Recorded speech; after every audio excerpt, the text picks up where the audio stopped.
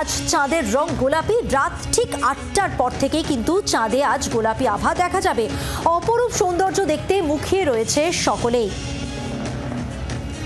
আজ চাঁদের রং গোলাপি, ঠিক রাত ৮টা, তারপরেই এই গোলাপি আভা চাঁদে দেখা যাবে এবং এরপর 2043 সালে আবার এই গোলাপি চাঁদের দেখা মিলবে।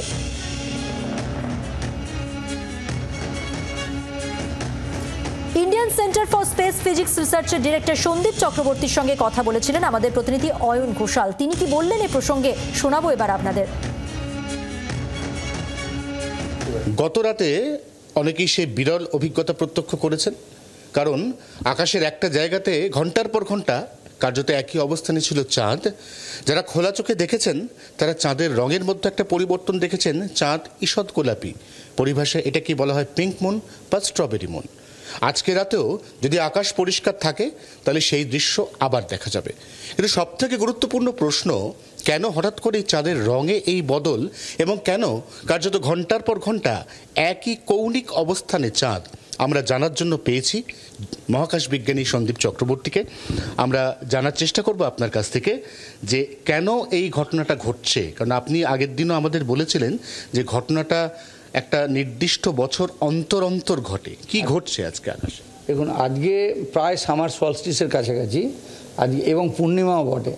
যেহেতু সামার সলস্টিস, সেই জন্য দেখবেন যে সূর্যটা প্রায় আপনাদের দেখবেন যে আকাশে যে একদম মধ্য আকাশ যাকে বলে মধ্য গগন, এই মধ্য গগন দিয়ে কিন্তু আজকে পাস করবে। সেই যে কারণে আমাদের দেখবেন যে আমাদের যে ছায়াটাও দেখবেন সবচেয়ে ছোট, নো শ্যাডো ডের আশেপাশে ঘুরে বেড়াচ্ছি। এই হচ্ছে সূর্যটা যাচ্ছে। সূর্য যখন এইভাবে ডুবে যাচ্ছে তারপরে দেখতে পাবেন, একটু এগিয়ে দিলাম, সূর্য ডুবে যাওয়ার পরে ন্যাচারালি চাঁদ উঠছে। এই চাঁদটা যখন উঠেছে সন্ধেবেলাতে দেখবেন যে চাঁদটা 10, 20, 30, 40 এই 40 ডিগ্রির থেকে ওপরে আর উঠছে না, অর্থাৎ দিগন্তের কাছাকাছি দিয়ে যাচ্ছে। আরেকটা জিনিস লক্ষ্য করবেন যে যখন আমি চাঁদটাকে যাচ্ছে দেখবেন এই 40 ডিগ্রির কাছে প্রায় 3-4 ঘন্টা ধরে বসে আছে। এটাকে বলা হয় স্ট্যান্ডিং স্টিল মুন, অর্থাৎ এই 40 ডিগ্রির কাছে চাঁদটা বসে আছে, তারপরে যথারীতি ডুবতে চলেছে।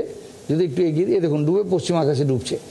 সত্যিকারের পশ্চিমে ডুবছে না, কিন্তু সত্যিকারের পশ্চিম এখানে, অর্থাৎ সত্যিকারের পূর্ব থেকেও উঠছে না, উঠছে পূর্ব, সাউথ ইস্ট, ডুবছে কোথায়? West south West.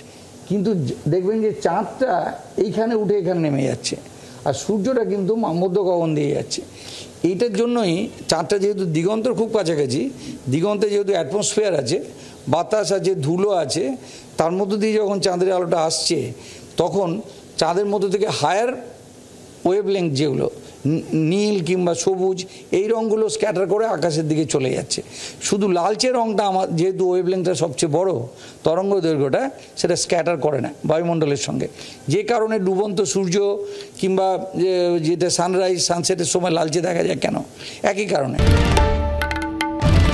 বাংলার আওয়াজ, বাঙালির আবেগ, জি 24 ঘন্টা।